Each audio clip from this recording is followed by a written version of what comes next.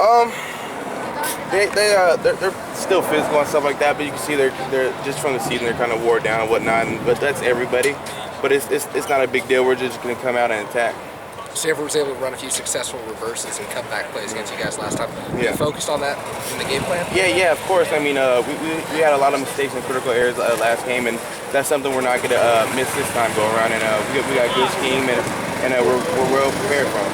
How important is filling cutback lanes this week? It's really important. I mean, we gotta stay on our gaps and do our assignments and not try to do outside our defense and try to make plays. Just do your job.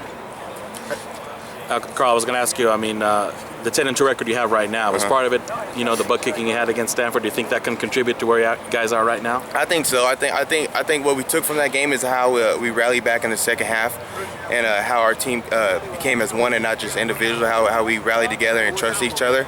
And I think that's some of the positive we took from that game. I mean, obviously you don't need that game as motivation, but does it help that you guys, that was probably the low point? Yeah, like I just mentioned, that coming back and really like, oh, we could really do this and play with these guys, and we use that kind of as motivation as well. I mean, did you feel that after that was maybe like a turning point for the whole team? Just, I mean, not only you personally, but everybody else that's really picked it up after that game? I would say as the season progressed, our guys just started developing more and more. They're starting to get smarter, starting to really understand the game, started playing as one and not just going out there trying not to mess up. They're out there going and playing hard and fast and physical, and we just developed as a team over the season. How do you think Tyler Gaffney stacks up with the other backs you guys faced? He's a good back. I gotta give him his credit. He runs hard. He's a downhill runner. He's not very mobile or real juky, but he'll get downhill and earn those yards.